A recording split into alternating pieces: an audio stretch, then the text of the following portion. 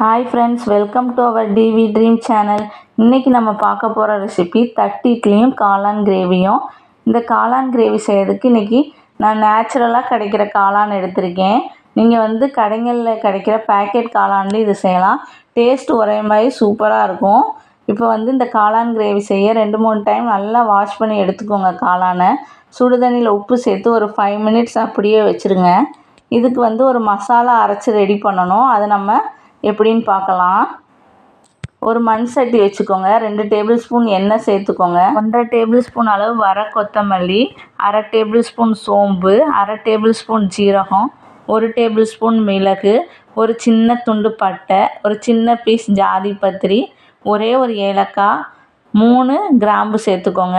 இதோட 2 காஷ்மீர் மிளகாயும் 3 வரமிளகாயும் சேர்த்து கருக விடாமல் வதக்கிக்கலாம். காஷ்மீர் மிளகாய் நான் கலருக்கு தாண்டி தான் சேர்க்குறேன். இல்லை எந்தவித காரமும் இருக்காது. கலர் நல்லாயிருக்கும் உங்களுக்கு இது. இப்போ இதோட ஒரு 15 சின்ன வெங்காயம் உரித்து வச்சுருக்கேன், அதையும் சேர்த்துக்கலாம்.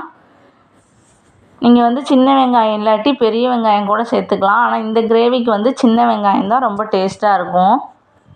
இதோட 2 பெரிய பல் பூண்டும் சின்னதாக கட் பண்ண இஞ்சி துண்டு 2 சேர்த்து நல்லா வதக்கிக்கலாம். இப்போ இதோட மீடியம் சைஸாக கட் பண்ணி வச்சுருக்க ஒரு தக்காளி சேர்த்துக்கிறேன். அதையும் சேர்த்து நல்லா வதக்கிக்கோங்க.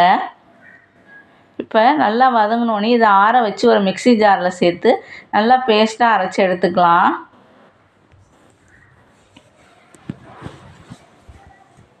இப்போ அதே மண் சட்டியில் 2 டேபிள் ஸ்பூன் நல்லெண்ணெய் சேர்த்து ஒரு பட்டை, 1 டேபிள் ஸ்பூன் சோம்பு, ஒரே ஒரு பிரிஞ்சி இலை சேர்த்துக்கோங்க. அது நல்லா பொரிஞ்சோடனே கொஞ்சமாக கட் பண்ணி வச்சுருக்க சின்ன வெங்காயம் சேர்த்துக்கலாம்.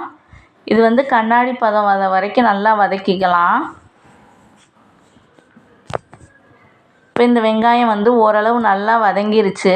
இப்போ இதோட நம்ம வாஷ் பண்ணி வச்சுருக்க காளான் தண்ணியை வடிச்சிட்டு இதோட சேர்த்துக்கலாம். தண்ணியோடு சேர்த்துறாதீங்க, தண்ணியை வடிச்சிட்டு சேர்த்துக்கலாம். காளான் நல்லா தண்ணி விடும், அதனால் அந்த தண்ணியெல்லாம் சுண்டுற அளவுக்கு வதக்கிக்கணும். இப்போ இந்த காளான் நல்லா வதங்கிருச்சு. இப்போ நம்ம அரைச்சி வச்சுருக்க அந்த மசாலா விழுதையும் இதோட சேர்த்து பச்சை வாசனை போகிற அளவு வதக்கணும். இப்போ ஃபஸ்ட்டு எடுத்தோடனே தண்ணி எதுவும் சேர்க்க தேவையில்லை. அந்த மசாலாவை ஊற்றி நல்லா வதக்கிக்கலாம். எண்ணெய் பிரிஞ்சு வந்தோடனே தான் நம்ம தண்ணி சேர்த்து வதக்கணும். இப்போ இதை நல்லா வதக்கியாச்சு. இதோட கொஞ்சமாக உப்பு சேர்த்து வதக்கிக்கோங்க. இப்போ மிக்ஸி ஜாரில் கொஞ்சம் மசாலா இருக்கும், அதில் கொஞ்சமாக தண்ணி ஊற்றி அதையும் இந்த மசாலாவோட சேர்த்துக்கலாம். இப்போ அதை அலசி இந்த கிரேவியோடு சேர்த்து வதக்கிக்கோங்க.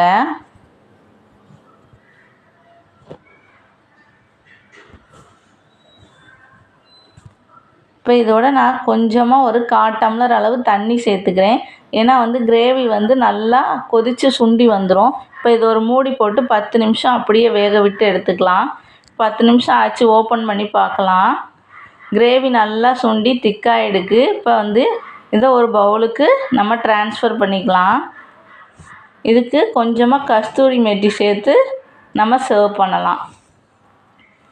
அடுத்து இப்போ நம்ம பார்க்க போகிறது தட்டு இட்லி.